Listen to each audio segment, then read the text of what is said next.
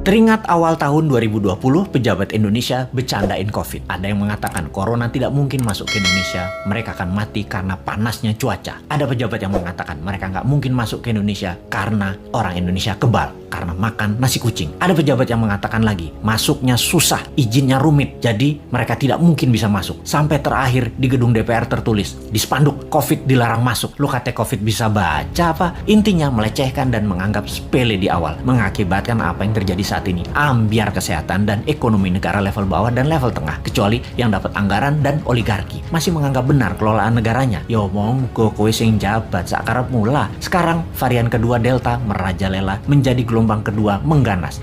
Mulai disalahkan rakyatnya nggak kuat sama PPKM aja mengeluh, apalagi di lockdown. Nah kok ngene sih sampean bernegaranya, Cak? Kok nuduh rakyat? Bentar, jangan-jangan kalau di lockdown 100% dengan darurat militer plus dikasih cuan selama 14 hari langsung reda COVID-nya ketimbang di PPKM kan, dimana 80% manusia masih pada ngider bingung sih tepatnya. COVID jadi tetap merajalela karena ikut bergerak juga mengikuti cangkangnya. Sudahlah, pokoknya nggak ada lockdown, adanya PSBB, lalu PPKM, lalu nanti muncul singkatan baru dan apalagi strateginya, ya terserah. Lalu sibuk vaksin sana sini, tahu-tahu ada strain mutasi baru, Lambda, jreng, kaget lagi. Dimana Lambda ini katanya anti vaksin, kebal vaksin. Apa sih sebenarnya yang terjadi? Vaksin sama virus kok pinter-pinteran begini, sakti-saktian, punya jurus di atas jurus, karena bernegaranya punya gaya sendiri, nggak mau dengar ilmu selain ilmu orang di sekitar istana. Maka ya nggak apa-apa kita nggak dianggap, walaupun kita selalu memberi solusi melalui sosmed. Kita ingatkan versi lain, pernah kita berikan solusi pakai gelang hijau, fokus di daerah hijau, dan pakai darurat militer, nggak digubris. Memang sih sudah pasti ide kita dilepeh, yowis rapopo. Kalau buat simulasi alternatif lain ada nggak? Pemerintah buat nggak? Skenario A, B, C, D, dan lain sebagainya. Sungguh loh, ini semua harusnya banyak alternatif yang kita buat solusi dengan banyak skenario. Ada skenario perang dunia, invisible war, skenario pandemi untuk tujuan politik,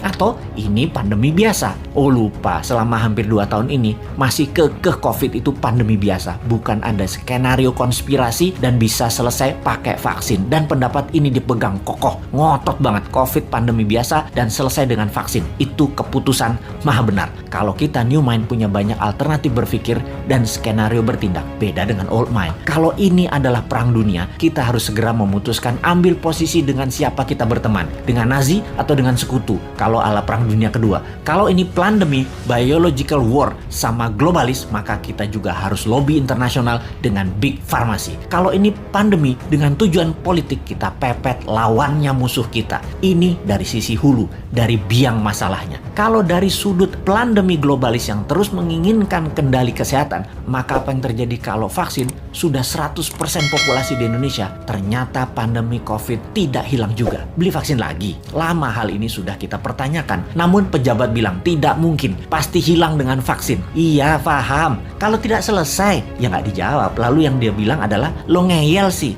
Oke, kalau New Mind bagaimana? Punya skenario lah kalau New Mind. Skenario kalau COVID tidak bisa selesai oleh vaksin. Cara berhitungnya sederhana. Kalau terpapar 20.000 per hari, maka sebulan 600.000, setahun 7 jutaan. Saat ini 3,5 jutaan, alias total sampai akhir tahun 2022 bisa mencapai 15 jutaan. Dan ini baru memapar 5-10% populasi. Dimana kalau ternyata vaksin tidak menyelesaikan penyebaran COVID, maka 7 tahun COVID baru hilang dari bumi Nusantara. Karena untuk herd imunitas harus 70% tercapai.